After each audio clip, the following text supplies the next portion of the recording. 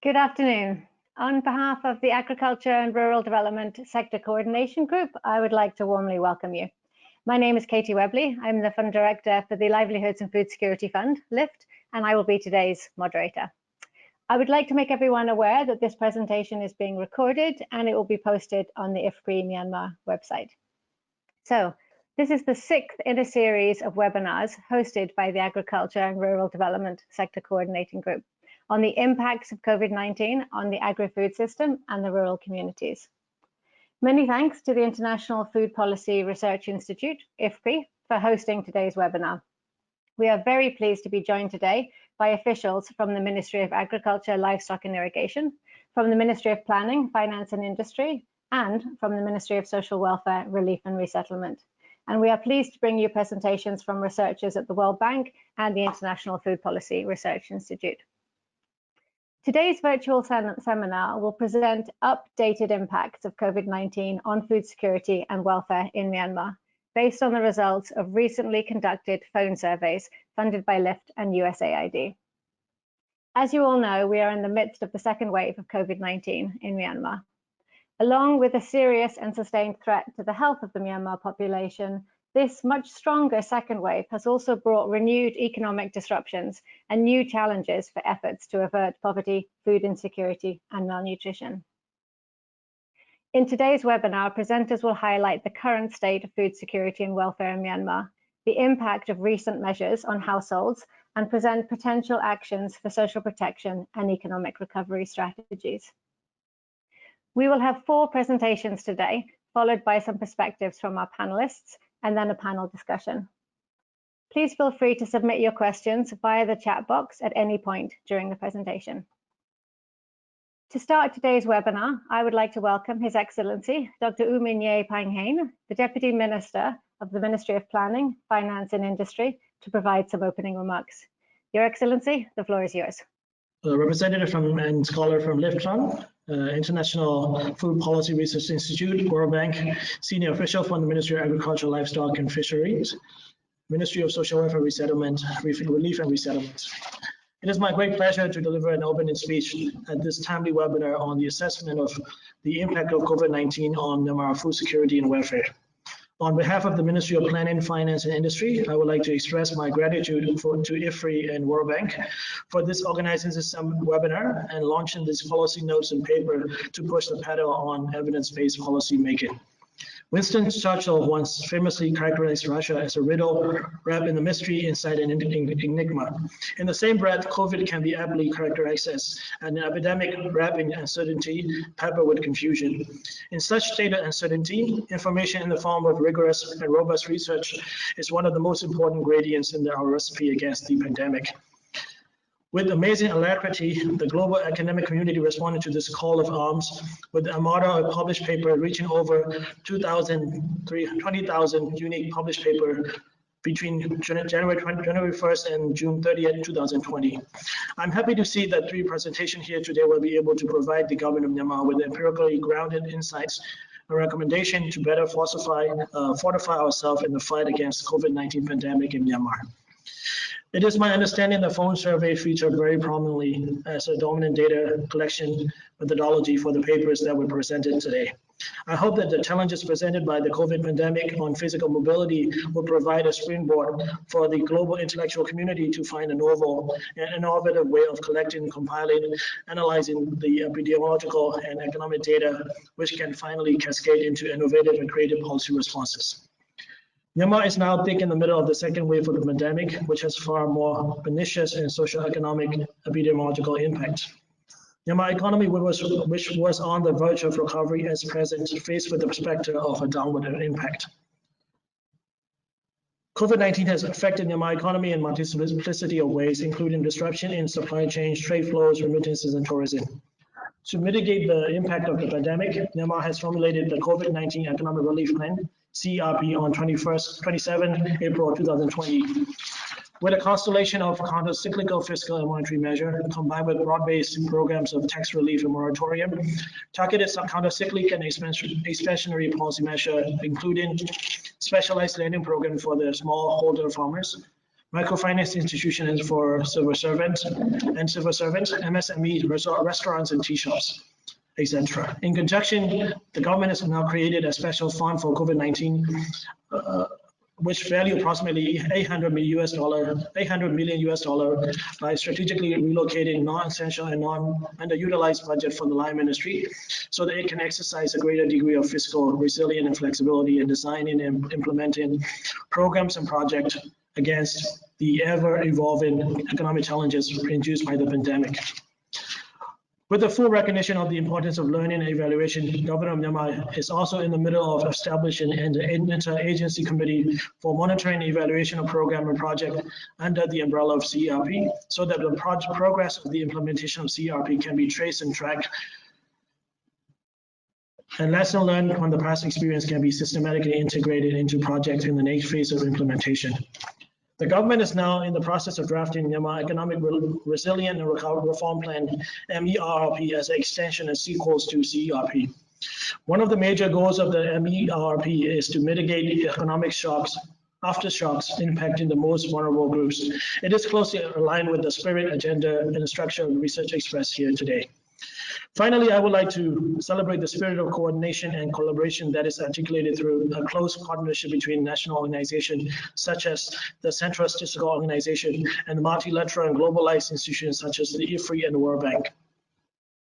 I hope that discussion and deliberation here today will bring us hoard of new ideas, powerful development insights, and creative policy solutions to forge a quick and painless path of economic resilience and recovery to the most effective and most vulnerable groups in Myanmar. Thank you.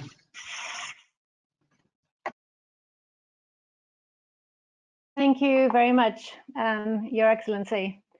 I think you've touched on many issues that I think very many questions will follow. So we're very pleased that you will be staying with us for this, for a question and answer session later on.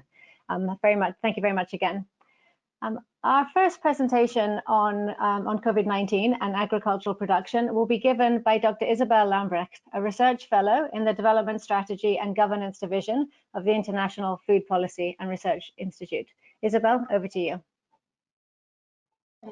Good morning, everyone, and thank you, Katie, for giving me the floor today and for allowing me to be the first presenter of today's webinar.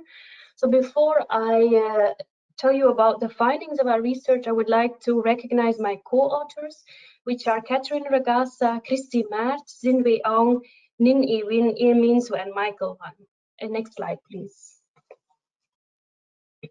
So as you can see on the map, we are focusing on particularly two study areas in Myanmar. Both are in the central dry zone, one in Sagaing region and one in Naypyidaw region.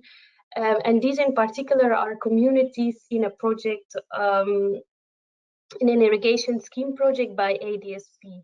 So we had set of research on gender and nutrition, particularly in these study sites before the onset of COVID, and we had just completed a baseline in-person in-depth study with these households in January 2020. So right when we start to see this spread of COVID-19 across the world, and when all countries really started to feel the impact of COVID-19. So we followed up with these households through a series of phone surveys. The first one in June to cover the period of February through May, roughly, let's say, the first wave of COVID-19 mitigation measures in Myanmar. Then we covered June, July, which is considered either a recovery period or maybe, let's say, at least a more quiet period. And then we captured the onset of the second wave again by calling these people in October and asking about the August-September period. Next slide, please. So what we find, not surprisingly to most of you, of course, is that households report that their incomes are much lower than usual. This was about 56% of households reporting so in February, May, throughout the first wave. But unfortunately, things didn't seem to get that much better in June, July. So we have this sticky effect in June, July, a similar proportion of households reporting lower incomes, and then really a spike in August, September, which is really only the onset of the second wave, right? If we would cover October, things might even be worse. So by August, September, 72% of the households reported lower income than usual. And we see that this effect is worse among the landless households as compared to the landed households. Next slide, please. There are, of course, many forms or ways in which households generate income, and so we broadly distinguish the four main categories: farm income, so meaning the own farm income, then wage employment, which is both farm and non-farm wage employment, non-farm businesses, and remittances. So we asked households to which extent income from each source was somewhat lower or much lower than usual during the period June-July, and then again August-September. So you can see easily from this graph that every livelihood activity has been affected, but then in particularly it is getting worse through August-September for most of these income sources. And in particularly, businesses are facing a very tough time, and many households actually have businesses and are being affected by lower incomes. Next slide, please. Let's look at the farmers in particular. What is happening in terms of effects on crop production? Well, not surprisingly, farmers have challenges in accessing agricultural inputs. Though in our communities, it's not to an extreme extent, luckily. So throughout the first wave, 16% of farmers noted difficulties in accessing the necessary agricultural inputs. It went down a bit in June, July, and then spiked up again up to 22% of farmers in the August, September period. Now what is more worrying is that farmers also say now they have less access to finance, they have less cash or less money, and so they are also investing less than they would ideally do because of these financial constraints, and that is really amounting to 28% of farmers in August, September. And on top of that, as you know, it has been quite a dry year. Farmers mentioned there's prolonged drought, and in these areas particularly, that has affected also the availability of irrigation water for crop production. Now, to the bright side, the farmers have obtained MADB loans, so 58% of farmers did so in June, July, and half of them also obtained a special COVID-19 loan. Next slide. But aside from the challenges to crop production, the challenges to selling their crops have been much larger for what the farmers have reported. So especially throughout the first wave, February through May, 2/3 of the farmers noticed difficulties in selling their harvest, so 68%. This, I think, is maybe the most hopeful slide in a way in terms of patterns. This is the only place where we don't really see this sticky effect. So fewer farmers report difficulties in selling their harvest in June, July, and even fewer in August, September. So at least this is quite a good news, showing at least positive trends there. But still, farmers face lower prices, but also movement restrictions, market closures, a lack of transportation to markets, and poor demand or no buyers, which also means traders are simply not allowed to enter the villages, and so it's more difficult to be in touch with traders and sell produce. And farmers are not really optimistic about the future. Well, not surprisingly, as we call them in October, which has been a really difficult month in Myanmar, and farmers have been really worried about the impact of movement restrictions. Yes, next slide, please. As incomes are lower, both for farm and non-farm households obviously have to cope. So what we are seeing is increasingly more coping mechanisms being applied among households, as also they increasingly note lower incomes in their households. And so by August, September, more than half, 56% of all households was using their savings, and nearly half, 44%, reduced food expenditures. And then more than a quarter, 26%, sold assets to make up for this income loss. And this is gold and jewelry, but also people reporting livestock, so pigs and cows, even agricultural parcels or agricultural implements. So these are quite worrying news. Again, luckily, we are happy we can add some positive feature to this slide, which is the government transfers. So they reached fewer people in the early stages, February through May, but then in this second wave, or the onset of the second wave, August, September, they reached really nearly all households. 98% of households in our sample, so this is of course our study communities, not nationwide, they did receive a government transfer. The only downside, let me say, or the one thing to note, is that men have typically been considered the recipients of the transfers there. Next slide. Now, the respondents have reported a lower food expenditure. So how do you do this? Well, by cutting out more expensive foods. They know that they eat meat and fish less often and at smaller quantities, and in particular throughout the first wave and then the onset of the second wave. So particularly the February-May period and August-September.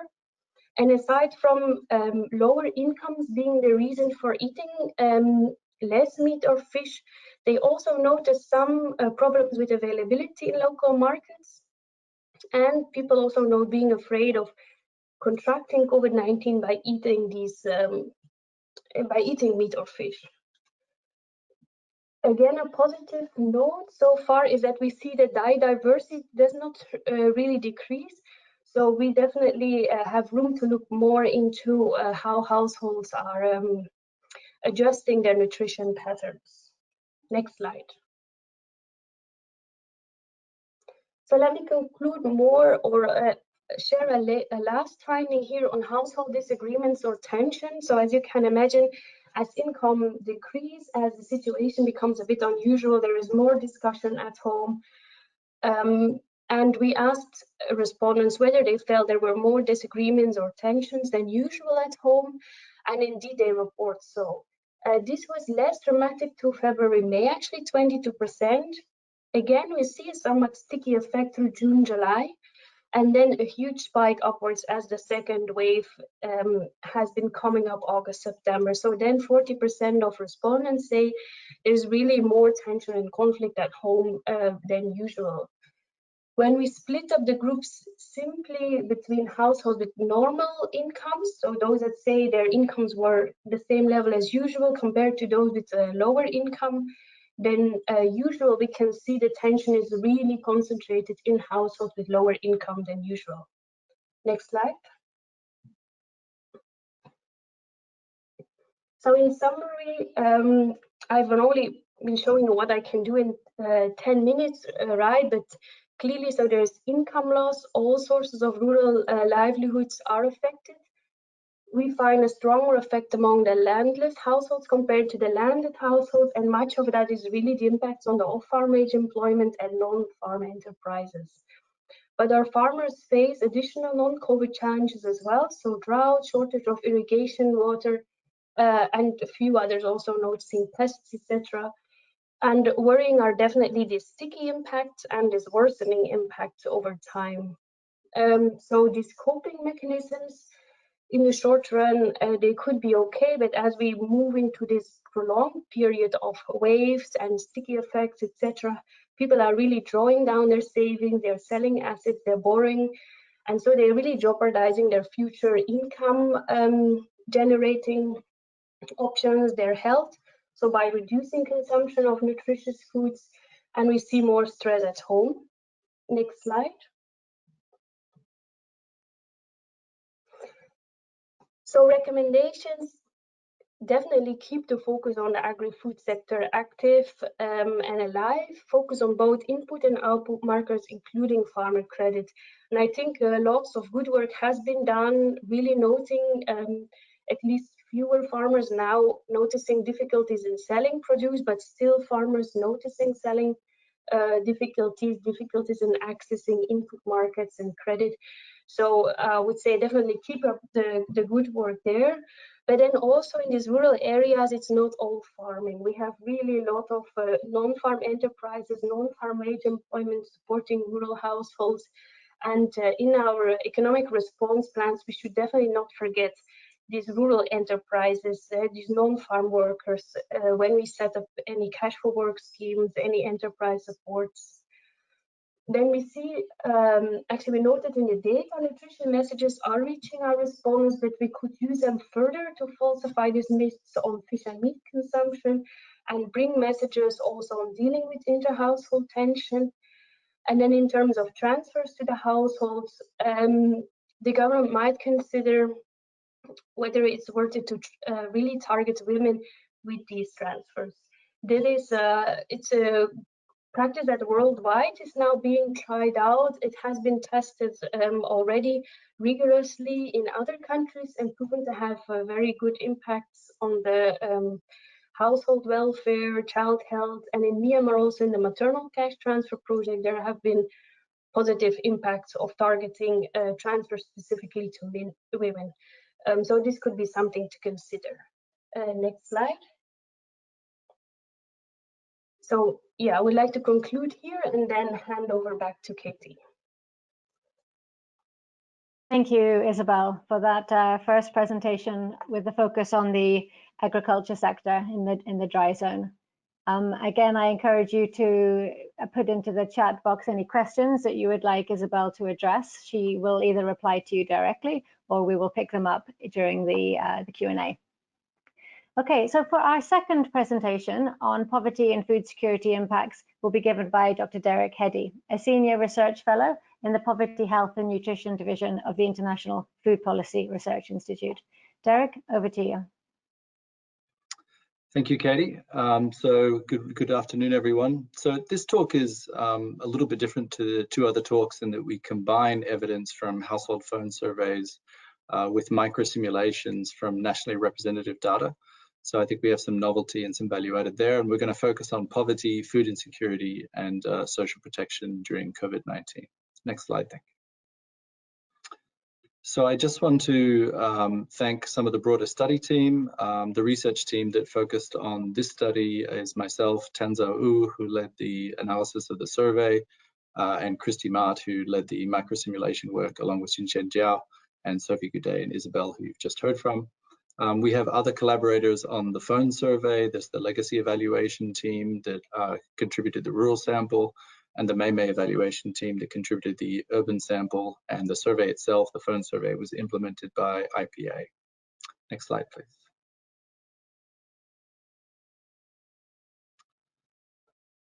So little transition. So as the Deputy Minister said, this second wave of COVID-19 is really worrying, both from the magnitude of cases it involves, but also the high degree of economic disruption and relatively prolonged disruption. For the first wave, two sets of IFPRI research really evaluated the impacts on poverty. So IFPRI simulation studies using a pre-COVID survey found that income could be expected to fall by 1/3 during lockdown periods. That was by Jiao and Mart.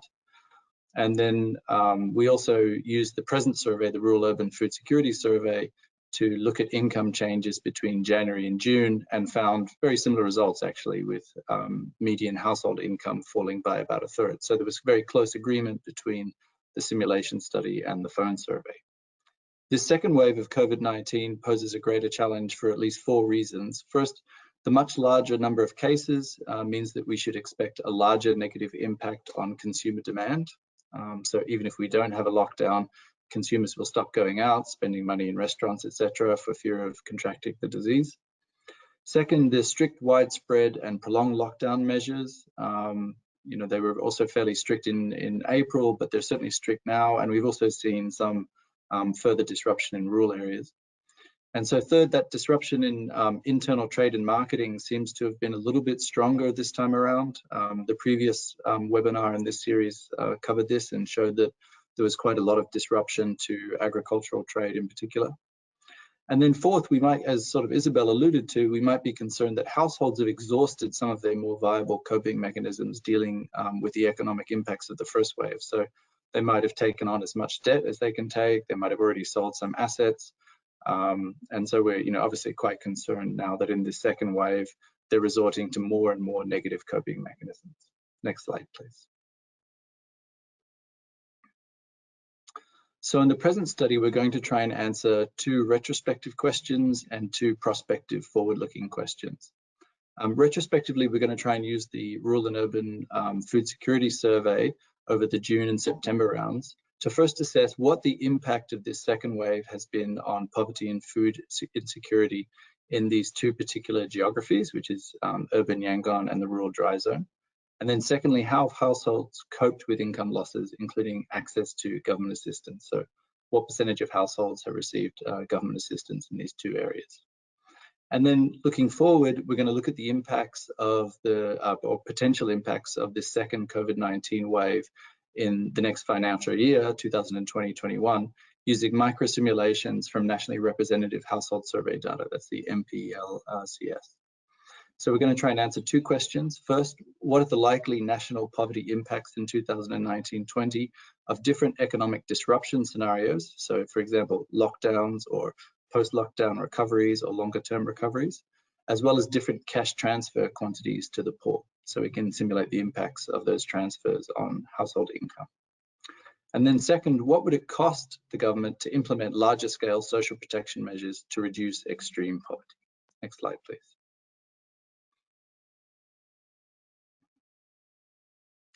So in terms of the methods, as mentioned, there's really two methods here. One is the Rural Urban Food Security Survey. This survey covers about 2,000 women or 2,000 mothers, split evenly between urban Yangon and the rural dry zone.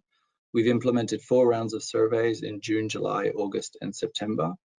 In these surveys, we track a number of indicators, but the ones covered in this presentation will be monthly incomes, which we also use to calculate $1.90 per day poverty. That's income-based poverty, so it's different from the CSO's expenditure-based poverty measure, and so they're not really comparable. We also track food insecurity experiences, as well as maternal dietary diversity, which I believe Isabel had already presented on for her specific survey. And then we also tackle coping mechanisms, and we ask about external assistance or social protection. And then the second component of our methods is this ex-ante poverty simulation. So we're using income, expenditure, and livelihood data from the 2015 MPLCS. So that's a national level survey, but we can disaggregate by rural and urban, and also not presented here, but we can disaggregate by more refined geographies and livelihood categories as well. So this survey measures poverty a little bit differently. It measures extreme poverty based on the national food poverty line, which in 2020 is about 1,213 kyat per person. And then similar to the study that was done earlier by Zhao and Ma, it uses these COVID-19 economic disruption scenarios to negatively shock 19 different sources of household income. So each household's economic shock depends on the kind of livelihoods that they have. And additionally, we're different from Zhao and Ma, or an extension, we're going to positively shock household income with monthly cash transfer increments and measure the net poverty impacts and fiscal costs. So one example could be the 20,000 kyat transfer that the government has been using, but we can look at different increments like 30, 40, 50, or 60,000 kyat transfers as well. Next slide, please. So turning to the phone survey results, next slide, please. So our first major finding is that income-based poverty has risen very rapidly in September. So our survey is a little bit later than the survey that Isabel presented. And we see income-based poverty climbing really rapidly. In January, just 16% of households were poor at the $1.90 per day poverty line. And consistent with national surveys, that was much lower in urban areas. So just 7% of households were poor in urban Yangon in January and 25% in rural areas. So broadly consistent with what we see in national surveys. And then from June, as was reported earlier in the year, we saw a large increase in income-based poverty nationally, in both geographies, up to 42%. And then a little bit of recovery in July, 33%, then up again, 41%. But now in September, we see a really large jump, up to 63% in both geographies. And that includes a very large jump in urban areas from 29% to 59%. So really worrying income effects in Yangon. And then in rural areas too, we see pretty large impacts as well. Income-based poverty had stayed sort of steady, 52% in June, 44% in July, 52% again in August, but then up quite sharply to 66% in September. And worryingly, in both samples, around 35% of households reported that they'd had zero income in the month of September. Next slide, please.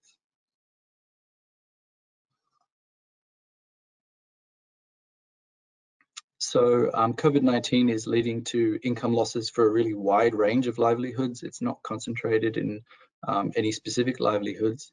And we asked respondents, what are the reasons for your income losses? Around 80% of the sample had reported lower income than usual. And we see a really diverse range of responses. Across the whole sample, the most common responses are loss of employment, no work due to movement restrictions, and reduced daily labor opportunities. But in farm households, for example, we see some of those effects, but we also see that some of it may just be due to lean season effects, but they also report weather and climate problems, similar to the survey that Isabel reported on. For both skilled labor and unskilled labor, we see again these three dominant factors: no work due to movement restrictions, loss of employment, lower daily labor opportunities. For salaried households, it's more about reductions in their salary or wage, although those sort of COVID-19 related restrictions, etc., are still quite important. While for trade households, no surprise, we see that they complain mostly about fewer customers or clients, as well as mobility restrictions. And other households, which includes people in transport like taxi drivers, they mention loss of employment as well as these movement restrictions. So a wide range of livelihoods are affected for slightly different reasons. Next slide, please. So similar to the poverty results, we again see that food insecurity is rising, but particularly in Yangon. So this particular graph focuses only on the Yangon sample. And we also see that food insecurity is rising, but poor maternal dietary diversity is rising very sharply as well. So if you look to the left of the graph, for example, there's a food insecurity experience question on whether a mother had eaten less quantity in the past month. And that is quite poor in June, 23%, but gets a little bit better in July and August, 13 and 11%, and then rises again to 17%. And we see the same sort of pattern with experiences of not consuming enough healthy food, and then also running out of food and skipping meals. So those are more severe food insecurity experiences. And disturbingly, they're starting to trend upwards in September. Poor maternal dietary diversity is the percentage of women who are not consuming at least 5 out of 10 groups. And this is concerning because it was already quite high in June at 30%, and it has just continued to trend upwards, 39% in July, 50% in August, 53% in September. So that's quite disconcerting because poor maternal dietary diversity is a fairly strong predictor of micronutrient deficiencies. And many of the women in our sample are either pregnant or they've just given birth. So this is really of considerable nutritional concern. I haven't reported results here for the rural sample. Generally, food insecurity is about half as common in the rural sample. So these are households that were poorer beforehand, but they don't report as much food insecurity, possibly because they haven't been quite as harshly affected economically, but also because they may produce some of their own food and feel less insecure about running out of supplies. However, even in the rural sample, we are seeing that inadequately diverse diets among mothers is also rising. From August to September, it rose from 15 to 24%. So that's also a concern in rural areas. Next slide, please.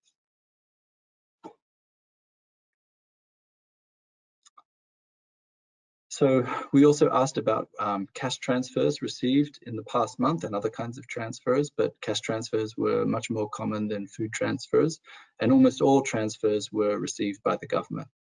So over half of households received cash transfers by September, so lower than what was reported in Isabel's sample, although that was a very specific geography. But we also look at the targeting of transfers because our sample includes households that are poor, but also non-poor households. And we tend to find that targeting is still quite far from perfect. So the first table reports receipts of cash-based assistance by 2 measures of poverty. One is an asset-based measure of poverty, just based on a simple count of the number of assets that a household owns. And the second is based on the income question, excluding the value of the transfer. And so we sort of see that the results are quite robust. It doesn't matter which poverty indicator you use. For asset-based poverty, for example, in September, 47.6% of the asset poor received government assistance, compared to 32.8% among the non-poor, and a similar story for the income-based poverty measure as well. So it's a little bit pro-poor, but not as pro-poor as we would like, and there's still a large number of poor households who said that they didn't receive any cash transfer in the past month. The bottom table refers specifically to mothers who would qualify for receiving one-off maternal and child cash transfers. So that means they were either pregnant or they had a child under the age of 2. And it was reported that in September, qualifying mothers would be able to access these funds if they called to register and showed some evidence of either pregnancy status or having a young child. And so in August, as expected, we didn't see any evidence of uptake, but even in September, we saw a very low percentage of qualifying mothers said they had received this cash transfer, 2.5% overall, 4.2% in urban areas, but quite low in rural areas at just 0.8%. So we'll see what happens with the next round, which has just come in, so we might see improvements in uptake. But as of the time of this survey in late September and early October, we had seen very low uptake of these cash transfers. Next slide, please. So now turning to the simulation results. Next slide, please. So this is based on nationally representative data. We've replicated some of the simulations that were done by Jiao and Mart earlier in the year. And the main finding is that our national level simulations show that extreme poverty triples in lockdowns. So very sharp increase in poverty, but this extreme poverty prevalence can be reduced by larger cash transfers. So poverty rises specifically from 9.8% pre-COVID-19 to 31.6% during lockdown, and then it falls in the recovery phases. So if you look in the table at the yellow arrow there, that will show you the evolution from poverty rates prior to COVID in blue to 31.6% during lockdowns. And then this sort of gradual easing of lockdowns and early phases of recovery brings poverty down further. And that's the case with zero cash transfers. So if no action had been taken to protect the poor. Another finding is that lockdowns badly affect the urban poor. So prior to COVID, the urban share of extreme poverty was just 6.7%. But during lockdowns, the share of the extreme poor in urban areas rises to 22.6%. And so that seems quite consistent with what we find in the Rural Urban Food Security Survey that I just reported on, that some of the more severe impacts seem to be on urban livelihoods. And the rest of the table says, well, what happens to poverty rates if we give households different amounts of cash transfers? So the government is currently giving 20,000 cash transfers to most households.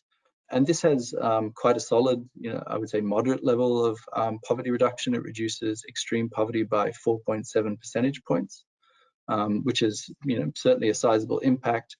But we can also see that perfectly targeting households with 40,000 transfers would reduce poverty by a much greater extent, by around 10.5 percentage points. And so there's arguably a case to be made for being more generous and also targeting a larger population during lockdown periods specifically. Next slide, please.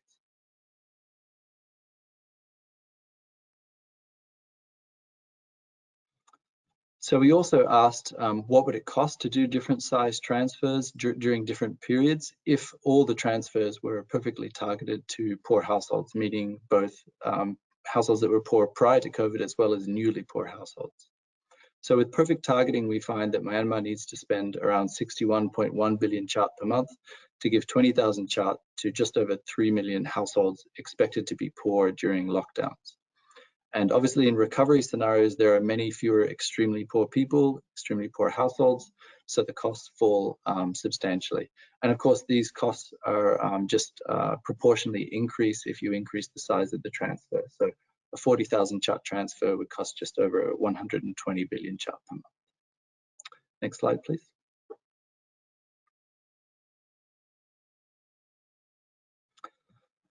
So some recommendations. Obviously, poverty is rising really rapidly. That suggests that we need more social protection to help the poor, both the households that were poor prior to COVID, as well as the large number of households that have become poor during the COVID-19 crisis. So rising poverty needs more social protection outlay, but we think it also needs better targeting. This point was also made by a recent IGC report. And that report specifically recommends 3 steps. The first, to estimate required funding at community level as systematically as possible via asset-based poverty measures.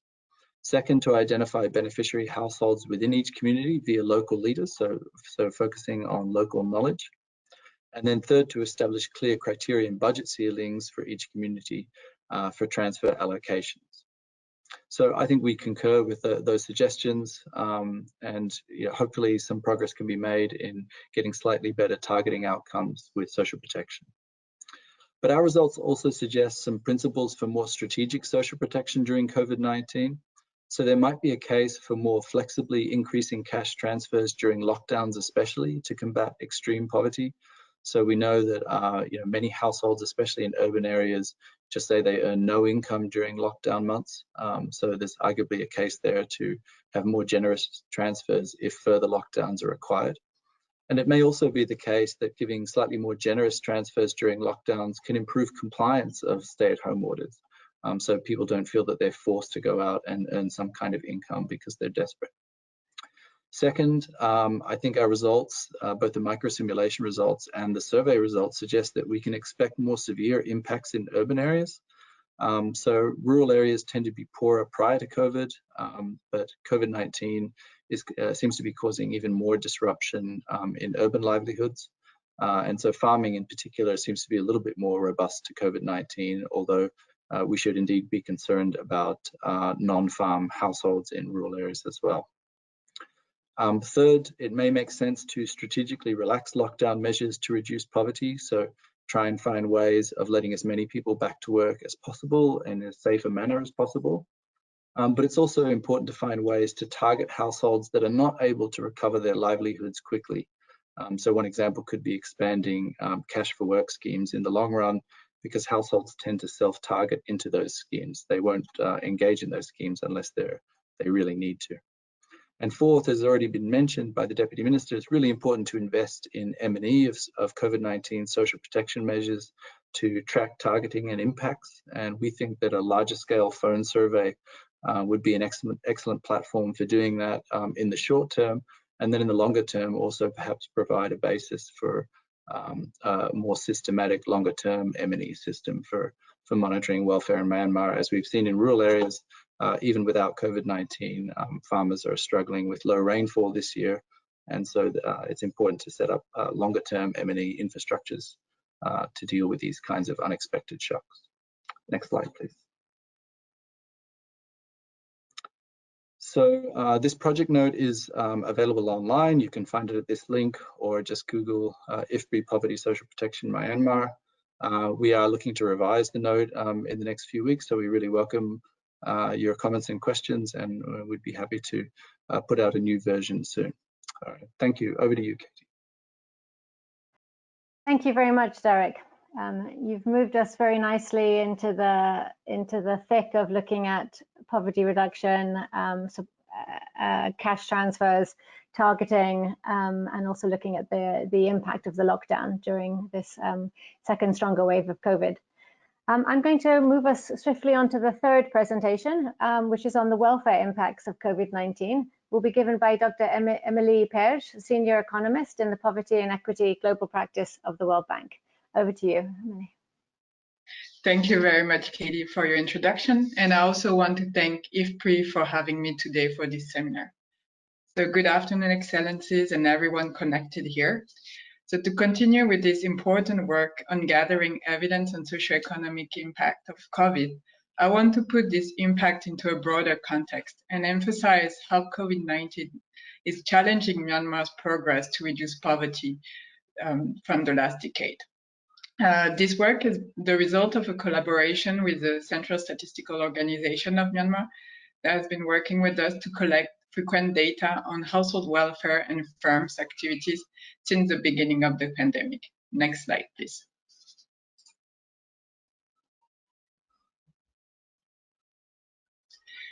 So as shown in the Myanmar Living Conditions Survey and its socioeconomic report published earlier this year, over the last decade, Myanmar has achieved average annual growth of more than 6%, which has translated into poverty reduction.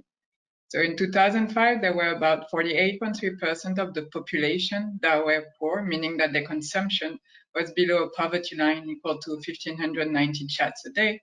In 2017, this rate went down to 24.8%. Although at the same time, it's important to note that vulnerability, meaning the share of households being at risk of falling into poverty because of a shock, has increased. In addition, Myanmar has made progresses in terms of non-monetary poverty, with increases in the use of improved water. We can see it went from 66% in 2005 to 88% in 2017, but also in the increased access to public grid and public health facilities, and a reduction in under 5 mortality rate, following similar trends as in Asian countries, but although mortality remain higher in Myanmar. Next slide, please. In addition, over time, educational outcomes have improved. Enrollment in middle school increased from 52% in 2010 to 71% in 2017. Younger generations of adults are also generally better educated than older ones. But unfortunately, many boys are still dropping out of schools when transitioning from primary to middle school because of limited financial resources and educational costs. Next slide, please. Over that period, while agriculture remains the main sector of employment, and this focus over the presentations before, there has been a slow but gradual shift towards industry between 2005 and 2017. Also, we know that over that period, female labor force participation has also increased. More urban women are working longer and in different sectors, with this increase in female labor force participation being linked to wholesale and retail expansions. Next slide, please. Then, identifying the characteristics of poor households, we understand that programs working on rural and remote areas where residents are more likely to be poor, or working with larger households or households with less educated heads or members with disabilities would help sustain these gains in poverty reduction. Next slide, please. But that was when Myanmar was set to sustain these gains in poverty reduction, but then COVID-19 happened. Next slide. So, next slide, please. As we all know, Myanmar responded early and strongly, closing borders with neighboring countries and some factories as early as in February, and with stay-at-home orders in March, April. In addition, as presented in the June Economic Monitor, Myanmar gross domestic product, even before the second wave of lockdown and epidemic infections, the GDP was expected to fall to 0.5%. And the IMF is also estimating that global growth is projected to be at minus 4.9% in 2020. Next slide, please. Then the World Bank partnered with the CSO, with Central Statistical Organization of Myanmar, to collect frequent data that are all presented in the Myanmar COVID-19 monitoring platform. This platform has 3 components: a high-frequency phone survey of households, which is conducted nearly every month on 1,500 households. This survey, which is nationally representative, started in May, and by September, we have collected 3 rounds of data. A 4th round was just achieved last week, and unfortunately, I cannot present results as of today. And a 5th round is to be collected before the end of the month. This survey is the only nationally representative household survey collected across the whole country that provides information on employment, income, food security, coping mechanisms, and also government assistance. The second component of this platform is a high-frequency phone survey of firms, which is also collected monthly over 500 firms to monitor changes in economic activities and their adaptation. This survey is also nationally representative, and all inferences can also be made for different firm sizes and sectors. By September 2020, 4 rounds were achieved, and the 5th round was just being completed as of last week. The last component is a community assessment that will be done in 2 phases. The first phase was conducted in July 2020 and consisted of a key respondent phone interview to assess community changes with respect to social cohesion, governance, and security. In-depth research methods were used to do these interviews in 4 villages in all state regions of Myanmar. The second phase would be using the same type of instruments, but adapted to the reality of the situation, and would be in the field as of early next year. Next slide, please.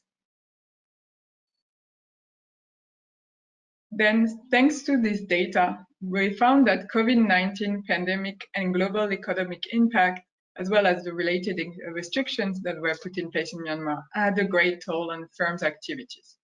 Between 81% and 75% of firms reported an overall negative impact on their activities because of COVID-19, with 6% of firms being temporarily closed in August.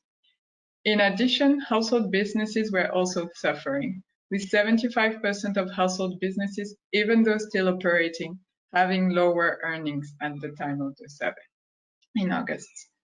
Next slide, please. In this context, we have estimated that about 54% of households' main workers who were working before March had lost employment in May, and still 15% were out of employment in August. The new data would tell us how the second wave is impacted those households in October. At the same time, household main workers who were still working had less income, as shown by my colleagues previously. And we found that there were about 54% of them in May in this situation, and 35% of them in August.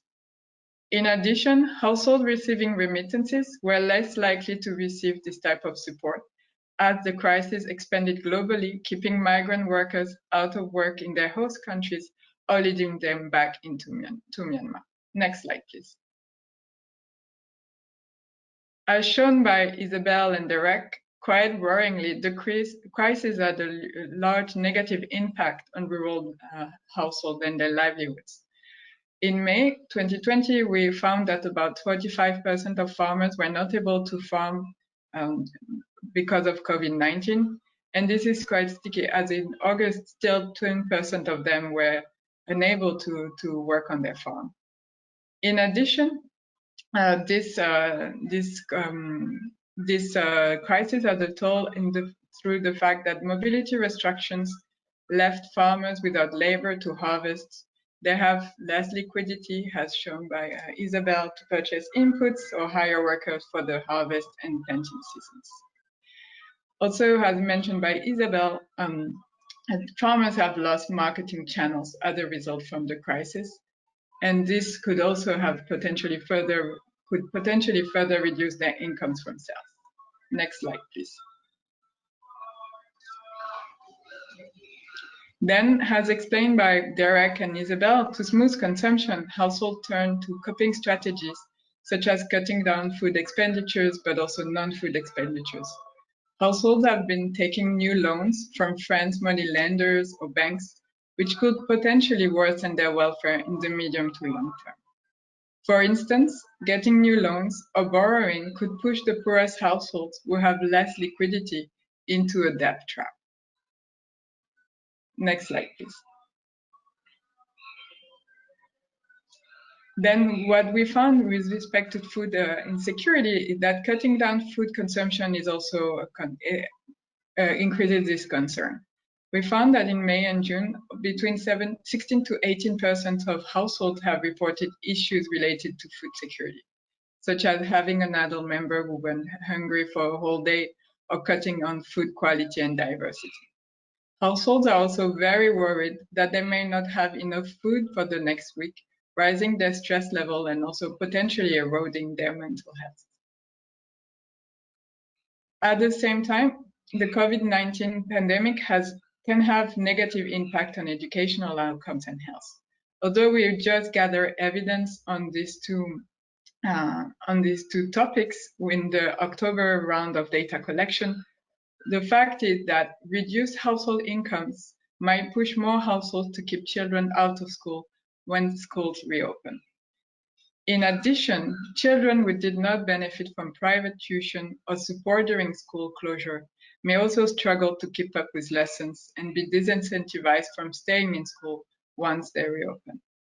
We respect, oh sorry, next slide. Yes, sorry. So as I was saying, the fact is that children who did not benefit from private tuition or support may also struggle to keep up with lessons when the school reopen. With respect to health, foregone care, which is high in Myanmar, might also increase as travel restrictions and absenteeism of health workers further hindered access to health services. Next slide, please. So as of August 2020, some households have benefited from government support, as was shown by Derek.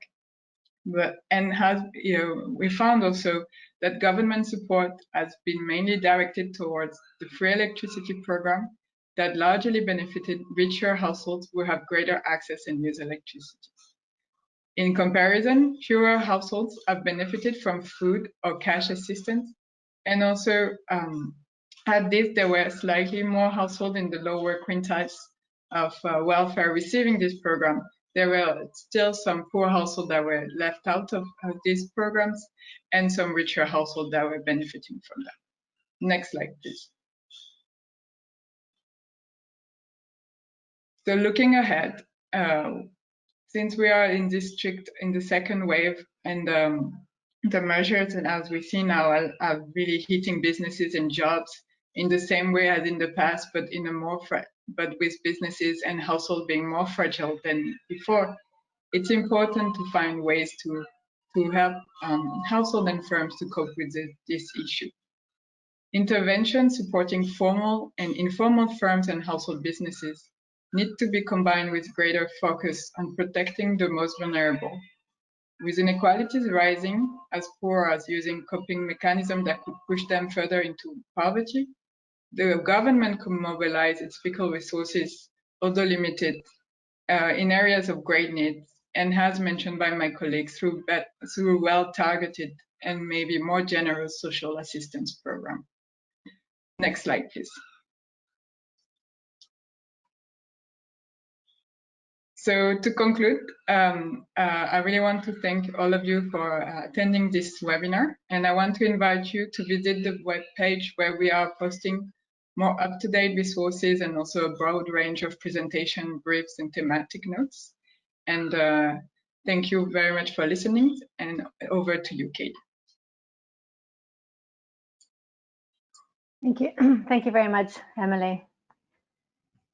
Okay, we would now like to invite Dr. Ador Pyo, who's the Deputy Director at the Department of Social Welfare of the Ministry of Social Welfare, Relief and Resettlement, to provide her perspectives on the current situation. The presentations to date have really touched on this issue of cash transfer, targeting, reach, monitoring. And so we're really pleased today that the Department of Social Welfare was able to join us, perhaps provide some responses to the issues that have been raised, but certainly to share with us their plans and their programs at this time. Over to you, Dor. Okay. Thank you, Katie, for your kind introduction and the invitation of the SW to participate in this occasion. Very good afternoon. And then Deputy Minister for Ministry of Planning and Finance and Industry is already left, I think.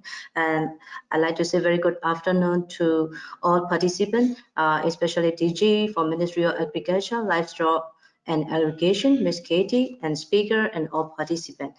It is my great pleasure to participate in this seminar as a panelist on behalf of DG of my department, Department of Social Welfare.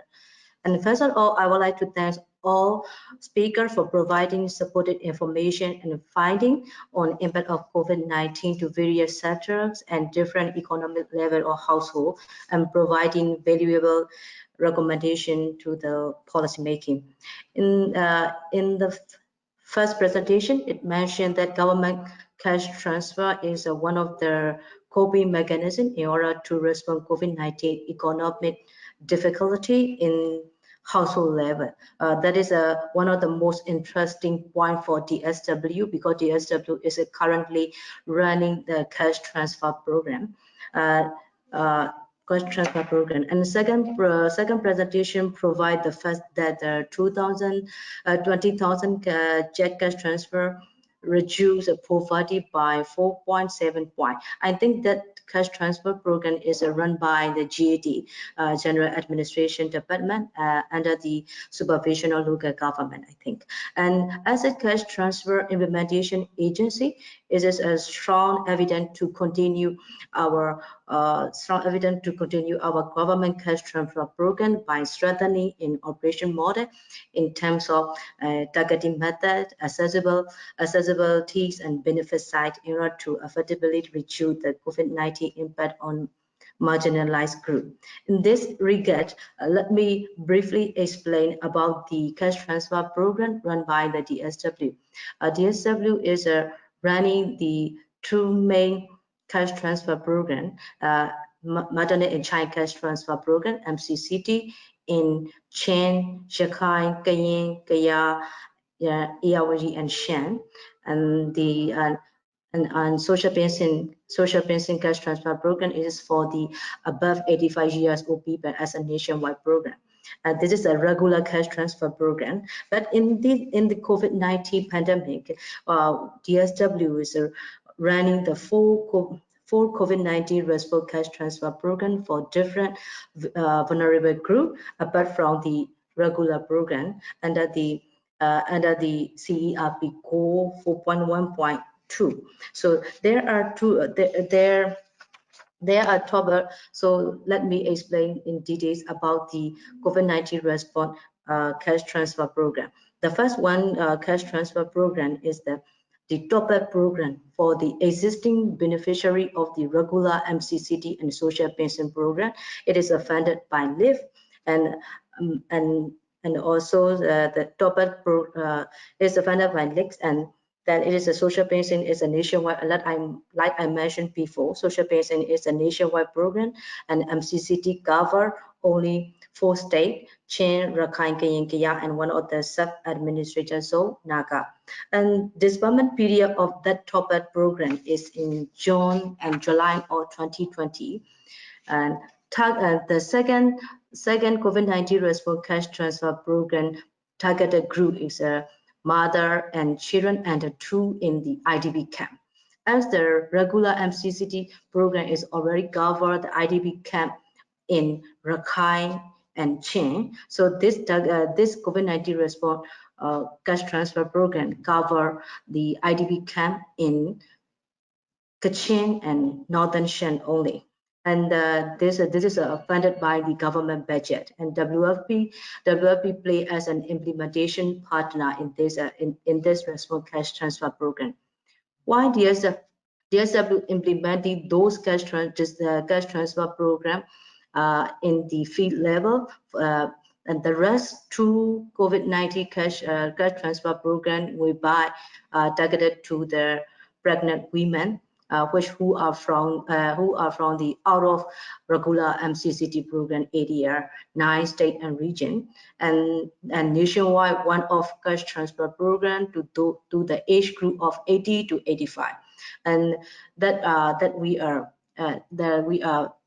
preparation for that cash transfer program in the June and July of the 2020. So, and those cash transfer program is fully funded by the specific CERB government fund. And the registration period for that WeBuy and 80 to 85 cash transfer program is from August 2020 to mid of September 2020, and the disbursement is initiated at the end of September 2020 for both WeBuy and the 80 to 85 cash transfer program.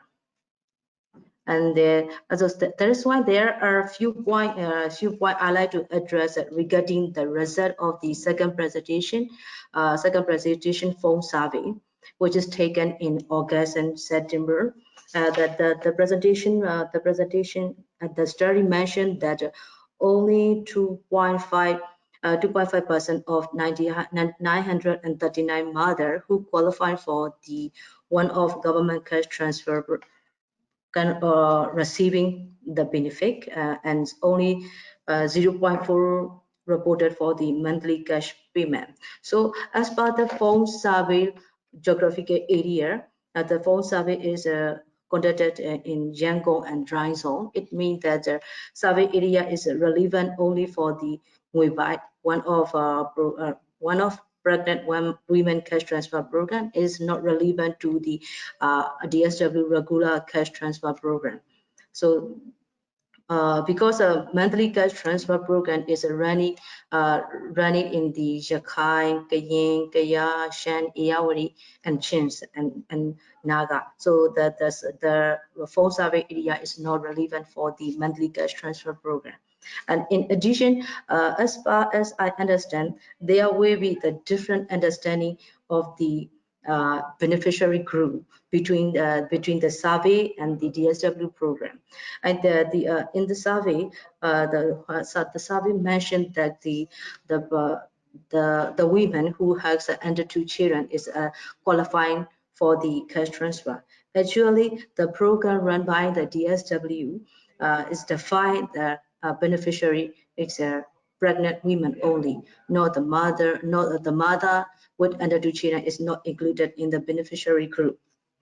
So that is and then moreover, in terms of timing, survey processes in June to September, and the actual disbursement of Mui in the fee level is just initiated at the end of September. So the payment is the payment is now going on in the community level. Therefore, I think if the phone survey conducted in October and November of 2020 and asking to the correct beneficiary group, the pregnant women, the result will be significantly different different to the existing survey. So because there are over 270,000 of pregnant women have already received benefit from DSW. And in addition, I'm strongly agree on the recommendation of the second presentation that the flexibility of increasing cash transfer program during lockdown saturation, because the operation model is quite crucial in order to be in line with the COVID-19 outbreak saturation. So the program could reach high coverage and accessibility, because we face a lot of challenges in running in WeBuy program in terms of registration and payment during this outbreak, this second wave outbreak saturation. And I would like to request to the speaker and to include the area of cash transfer for the elderly group as well, if you have a plan to conduct a further phone survey relating to the cash transfer program. And DSW, like the speaker mentioned, we pay attention to the many component of the COVID-19 response cash transfer program as well. In the many process, we divided into 2 components. One is a process evaluation, and one is a port distribution monitoring process. In this COVID-19 response program, it is quite difficult to accept the impact. That is why we focus only on the process evaluation and the PDM, port distribution monitoring. And as I am from the implementation level, so I do not have much comment on the other finding as of the cash transfer program related finding. But I'm pretty sure that the finding will be very helpful for the policy level to further step in responding COVID-19 with innovative and creative strategy. So I'd like to say congratulations to all three speakers and IFPRI. And thank you very much. It's over to you, Katie. Thank you very much, Doi. You really responded actually to quite a number of the questions that have come in, as well as actually sharing with us some really good overview of the rollout of DSW's programs. We have now come to the time where we can have a bit of discussion and the panelists can respond to some of the questions that have come in. There have been hundreds of questions that have come in, so it's been a challenge for us here to allocate them, and I have asked the panelists to respond to a couple of them. I'm going to start with Isabel as the first presenter, where some of the questions that came in were about how did you, do you go back to the same farmers in each of these surveys that you've had to date? How do you take out the impact of climate or seasonality? And also, if lack of credit is a problem, what do farmers really need? Is it loans? Is it grants? Perhaps I could ask Isabel to have a first go at answering those questions. Thank you to you, Isabel. Yes, I'm happy you started with an easy question first, which is whether we follow the same farmers. So yes, we are trying to follow the same households in general, so farmers and non-farmers in these study areas throughout the different phone surveys. And that is also going to give us opportunities to really do more in-depth work, right? We just got the data in, we kind of scratched the surface of what we can do, but we can continue looking more in-depth at the data thanks to having this setup of panel data structure. So related to the question on how can we distinguish between COVID-19 and whether these are climate effects or seasonality effects, well, of course, not perfectly so, right? We are doing phone surveys. This means we need to be quick. We ask relatively quick questions. These are perceptions of people. But for sure, it gives you a general proper feeling of what is being experienced by people, right? We ask them compared to usual at this time of year, what is happening, and so we expect people at least have a feel of what would be normal. We also work with follow-up questions. Okay, what exactly was challenging your access to inputs? And so some things are clear, right? Some things are clearly related to COVID. If it is difficulty in accessing traders. We didn't have massive floods, for example, at this time, so we know most of that closure of markets, etc., has really been due to COVID-19.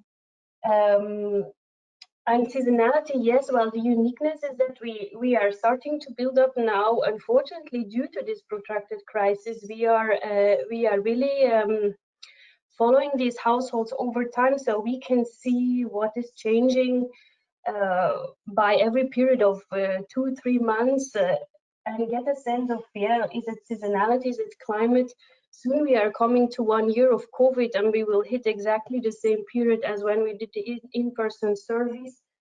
So we need to be cautious in our conclusions, but we can tease out quite a bit, especially when we get the chance to do more in-depth analysis.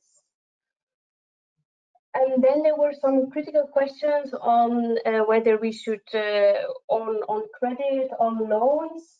I think, first of all, to note the communities in our study, these communities, you know, they are well followed. They are part of the ADSP project, and the government is monitoring and taking good care of these communities, right? There's already a crew being involved there, and so we can see, for example, if we compare the results from the community survey that has been done nationwide, and for which part of the results were presented in the last webinar, we can see these are not the worst of communities, right? We could see the coverage of transfers was pretty good. And so to me, the question, I feel like the reaching of MADB, for example, they reached a substantial amount of farmers. Quite a lot of farmers took up the additional loan. And relatively speaking, during June, July, the amount of farmers, for example, noting financial constraints to purchase inputs. It's 16%. It's nothing, but it's not small, but it could be much worse, right? Even compared to normal times. But the question is really what is also going on in other communities. How well served have other farmers been by this? How well aware have they been of these opportunities? So yeah, I don't like to give a closing answer, but I think optimism definitely in the communities that we have been serving, and also opportunities to do more in-depth research on that. Okay, within our sample, we can start to look now at those who have received the transfers. Have they been reporting less difficulties in accessing inputs, and will they report better productivity, for example, moving forward? And then we are actually looking into opportunities of a more nationwide, getting an assessment of what's been going on with these loans to farmers. So I think I would leave it here, Kate, if that is fine. Thank you, Isabel. You did well. Okay, so my next question is really, I'm going to invite both Derek and Emily to respond to it, and it's a bit of a bundling of what has come in, which is getting your perspective on unpicking the COVID pandemic, the prevention measures that came with it, which is basically the lockdown and the reduced transport and reduced income. Then people have, in many of their questions, have moved on to the targeting, like who and how are we targeting, who needs targeting, let's say, if the aim is to reduce poverty, or to help those most at risk of the pandemic of COVID, which is a different group perhaps. A little bit of reflection on the rural versus urban, which came up in Derek's study. And then the question, of course, is it just cash that people need, or is it a broader set of nutrition support and other social protection measures? So that's I'm relaying the web of questions that have come in. That's really about, in your perspective, unpicking what is the problem and the solution, and then of course the targeting within that. Yeah, if you could just share some sort of, I suppose they're almost concluding thoughts from your perspective on that. If I can pass to you first, Derek, thanks. Sure, thanks, Katie. Yeah, I think on who is affected. So yeah, it's important to note our survey has a very specific geography. You know, we have a good sample in Yangon, and then a sample that's a little spread out over the rural dry zone. We don't cover the Delta, we don't cover Rakhine, we don't cover the Southeast or the hill or mountain estates. So it's hard to say, to answer at a national level, except by resorting to the micro-simulation results. But obviously those are based on assumptions about the degree of disruption. But I'm going to answer this question, I think, using both the survey results and the simulation results. So on the survey results, as we showed, a lot of, during lockdowns especially, I think, you know, the September round is basically a lockdown month. We can see that, you know, a huge range of livelihoods are affected. And that includes, you know, the very poor, so unskilled workers, etc., farm households, but also households that might be quite a bit better off. You know, trading households, salaried households, even they're saying, yeah, we're experiencing some income losses.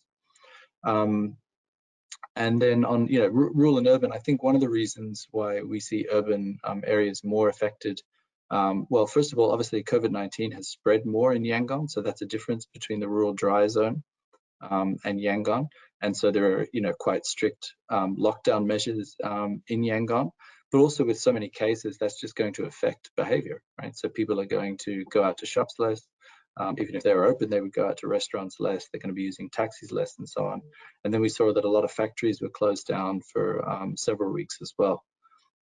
So, you know, one might expect urban populations to be affected more anyway, but with the specific measures implemented, it's no surprise to see that there's more severe impacts in urban areas, and also more sense of food insecurity as well, and reduced dietary diversity. So it's very hard to generalize. I mean, that's true of Yangon? Is it true of Mandalay? You know, we don't know unless we, you know, get some sort of larger M&E structure in place to really see that. So, you know, more granular national survey that's also subnationally representative. And so that, you know, links, I think, to the issue of targeting, and I agree with the IGC recommendations. There's sort of two ways of looking at this issue. So who are the really poor or vulnerable households prior to COVID? And, you know, we can answer that, I think, with sort of census type data on assets and other survey type data on livelihoods and so on. And then the second layer is, you know, who's been affected by COVID disruptions. I'm talking here about the economic disruption.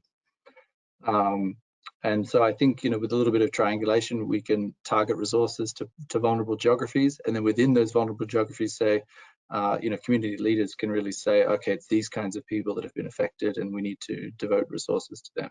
So I think that's the most pragmatic and effective way to target resources, at least in the short run. There are also some questions about the disease itself. Of course, cases have spread quite a lot.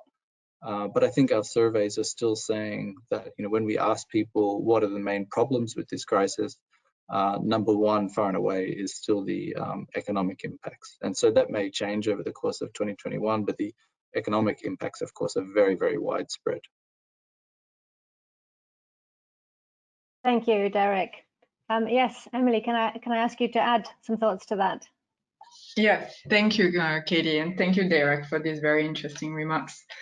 So, I mean, our survey is nationally representative of whole households, and we managed to cover the whole country through phones.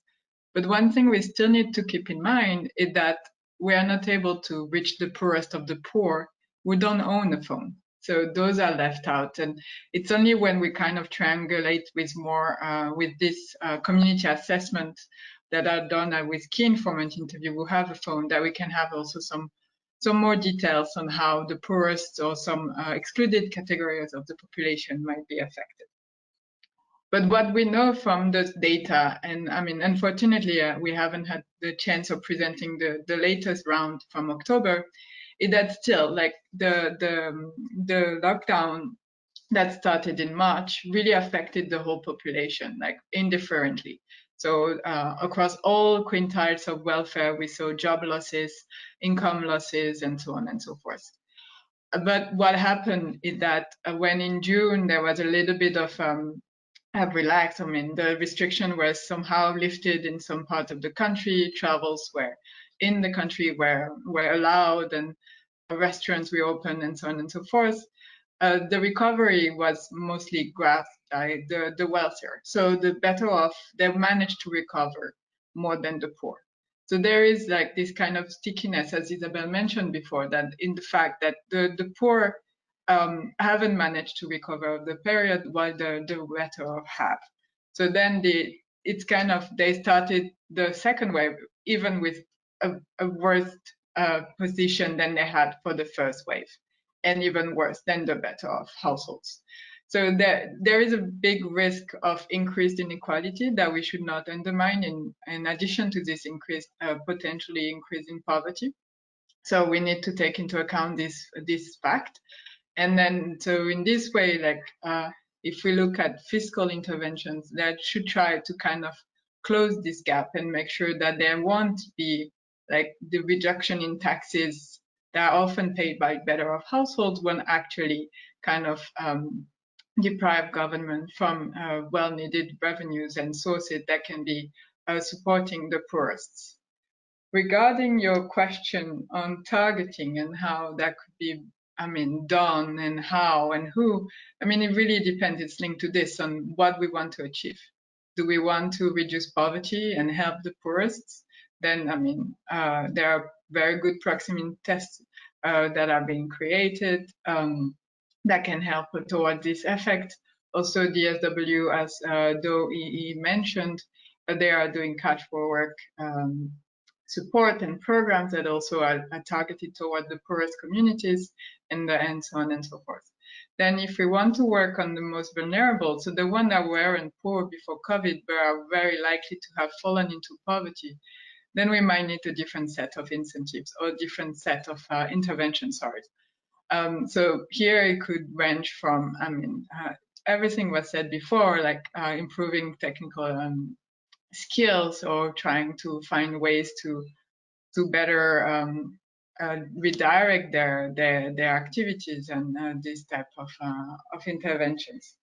I mean, we are really trying to kind of encourage companies that are closed to kind of find ways to keep their employees engaged in some type of activities.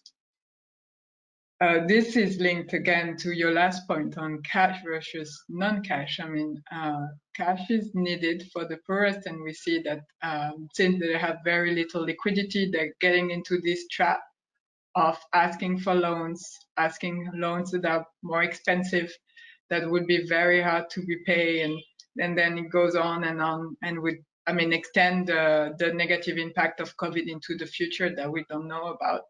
Even after hopefully one day COVID ends. And also, I mean, investing in non-cash interventions could kind of maybe build a more long-term and sustainable way out that, I mean, it would take time probably to reach the benefits, but it's something also to think about. So I will end it here and hand it over to you, Katie. Thank you, Emily. Dr. Pugh, I would just like to also give you the opportunity, if you would like to add some comments, particularly on this issue of targeting and monitoring. There's a lot of questions around whether it's cash or cash plus nutrition interventions in particular, or other social protection interventions, how we can have multiple outcomes in a way with the interventions that we're investing in now. Would you like to share some thoughts from GSW's side? Thank you, Katie. Firstly, I'd like to respond to the first question of the model of intervention, the cash or in kind, which has an impact on the nutrition. First, in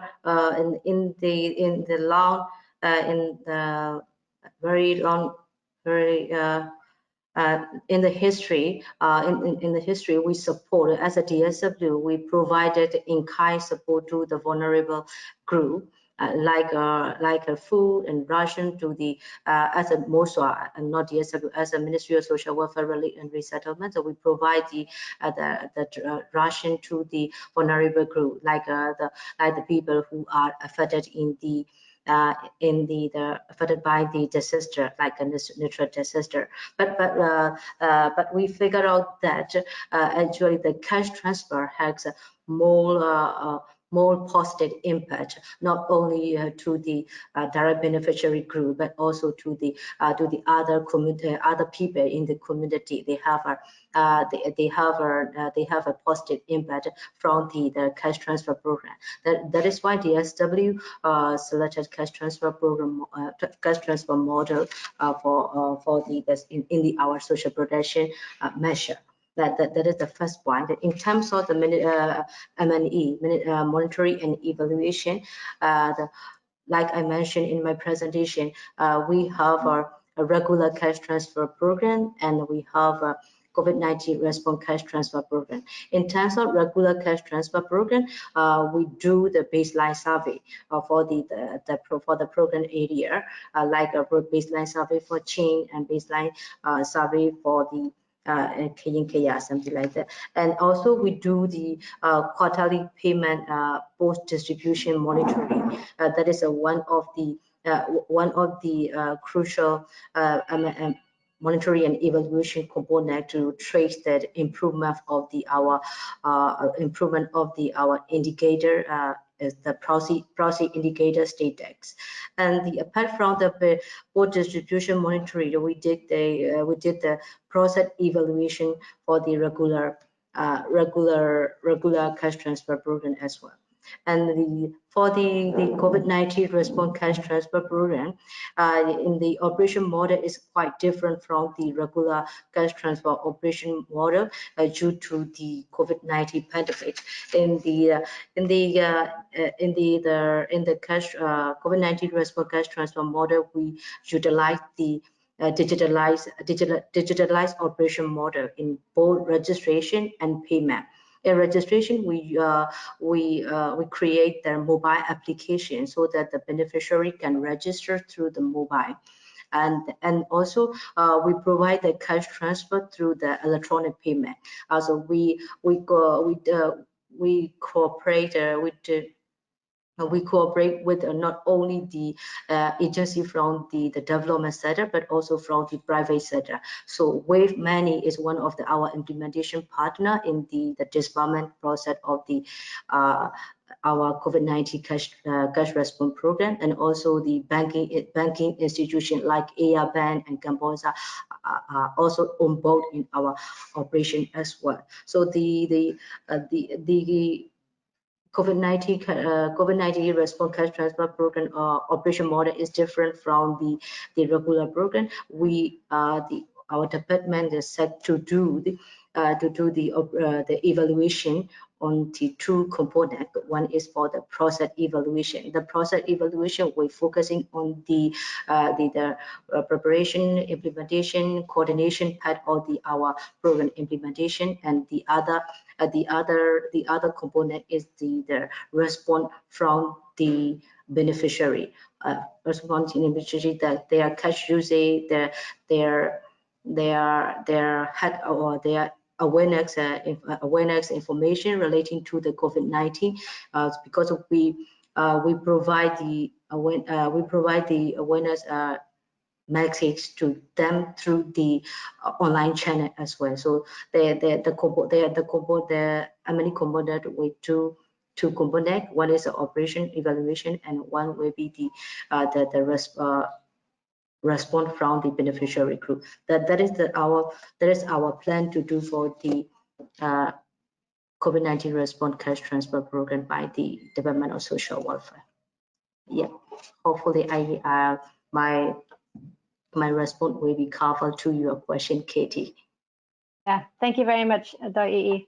If I may, I know we are running over time, and the Director General is standing by to give closing remarks. I'm going to sneak in one very quick question, and it was, unfortunately, the Deputy Minister had to leave, but during the presentations there was quite an active exchange between him and the panelists about the targeting and about the impact, but really touching on this issue of monitoring.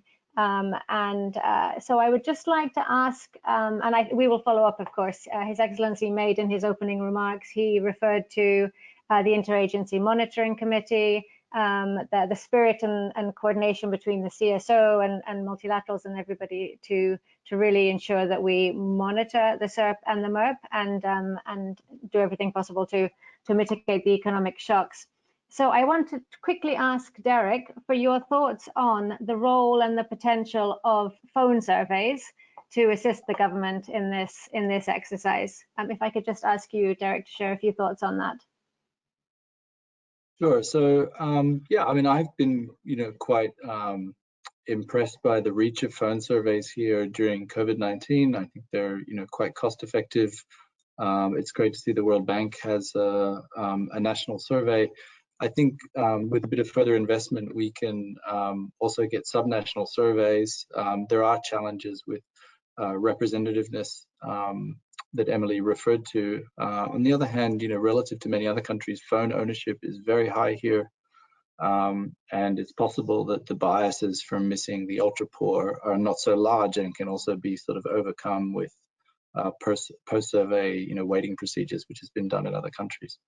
So I think there is a good opportunity to invest in larger, more systematic phone surveys that are subnationally representative, so we can say what's going on in different zones or even different states and regions.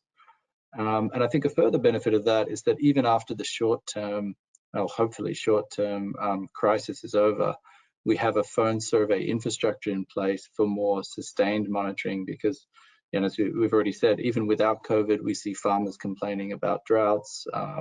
The export situation is very volatile for farmers in Myanmar every year.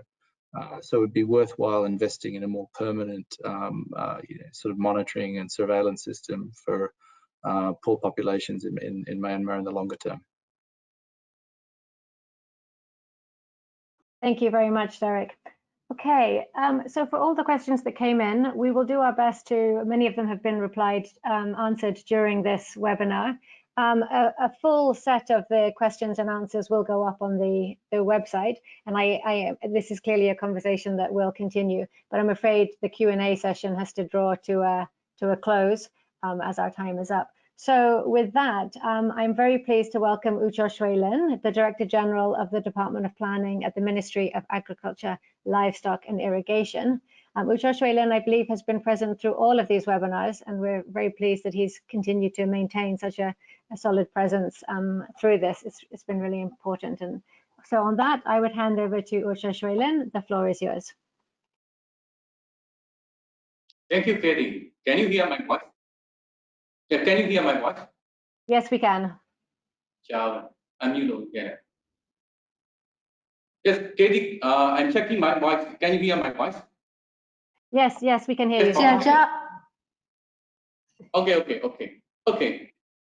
Yes, good afternoon, all speakers, participants, ladies and gentlemen. It's my great pleasure to participate in the webinar, the assessment of the impact of COVID-19 on Myanmar food security and welfare for response and recovery plans for post-COVID-19. We joined the webinar today because we are committed to ending hunger, food insecurity, and promote welfare. IFPRI, the World Bank, and its research associates have already finished another round of impact assessment of COVID-19 on Myanmar food security and welfare. Yes, the webinar is very informative and productive. In this regard, I would like to express my sincere appreciation to IFPRI and the bank for your efforts, contribution, and policy recommendation. I strongly believe that these survey findings will be very helpful for our ministry in future planning of MERP. I recognize that COVID-19 pandemic has led to increased poverty due to income and employment losses in Myanmar. If you look at the global context, global food insecurity is actually a more alarming problem than we all thought. 2 billion people in the world experiencing moderate or severe food insecurity because they do not have regular access to sufficient food throughout the year. The situation becomes worse all over the world due to COVID-19 disease outbreak, making difficult conditions to reduce food insecurity and poverty. And all speakers pointed out and they explained their findings. So I recognize food insecurity is rising again in Yangon during the second wave hitting, and share of our members with poor dietary is significantly rising. And all these findings suggested us urgent attention, political commitment, and acceleration of our concerted efforts. In addition, we need to address threats to the health of Myanmar population, economic disruption, food insecurity, and malnutrition. What will be the best strategy is question for us, even we discussed in many areas. For example, localizing of the target groups and beneficiary, and also the modality of the providing cash transfer. We cannot address the situation of food insecurity and poverty by doing business as usual. We need to look critically at what we are doing within our organization. Together with our development partners, we must come up with new ideas and take innovative, more importantly, new normal. The government has to give priority to the provision of policy and technical support to all segments of the food production and poverty reduction of people on the key issue for food security and nutrition within sustainable development perspective.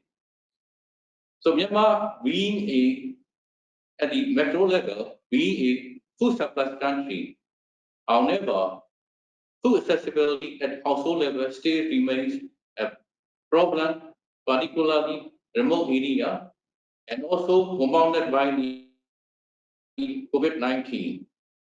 And we need to take into account the institutional structure as an important mechanism for poverty reduction, because this is cross-cutting issue. How to address cross-cutting issue challenges of sustainable development is also important mechanism, and government must readjust and adapt and reform whenever necessary the existing administrative structure and strengthening coordination, including by setting up a national level coordination mechanism.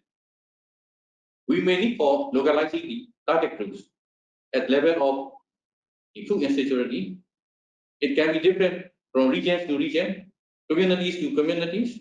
In this regard, I would like to request IFPRI and the World Bank for consideration to develop food insecurity map cover the whole countries. Unless otherwise, it will be difficult to decide prioritization and intervention according to the geographical aspect. In conclusion, my heartfelt thanks goes to all of you for joining today's webinar, and IFPRI and the bank for your concerted effort. Again, I would like to extend my sincere thanks to Medgardis and Katie for organization this webinar, and Savi as a moderator. Last but not the least, I strongly believe that ARE-SDG is a unique platform to collectively address food and nutrition security issue, as well as fighting the impact of the COVID-19. Thank you very much. Thank you very much. Thank you very much, Uchar Soilen. As always, that was an extremely useful roundup of many of the issues touched on today, and in particular your suggestion, your request on the way forward. I think everybody who's joined us today for this webinar will see the importance of that, and hope that we can all join together in response to that. So thank you very much for your closing remarks, and as always for hosting this webinar with us. So that concludes our webinar for today. A recording of the webinar, along with all the presentations and publications and the policy briefs, will be available on the IFPRI Myanmar website. Thank you all for attending the webinar, and have a very good rest of day. Thank you very much.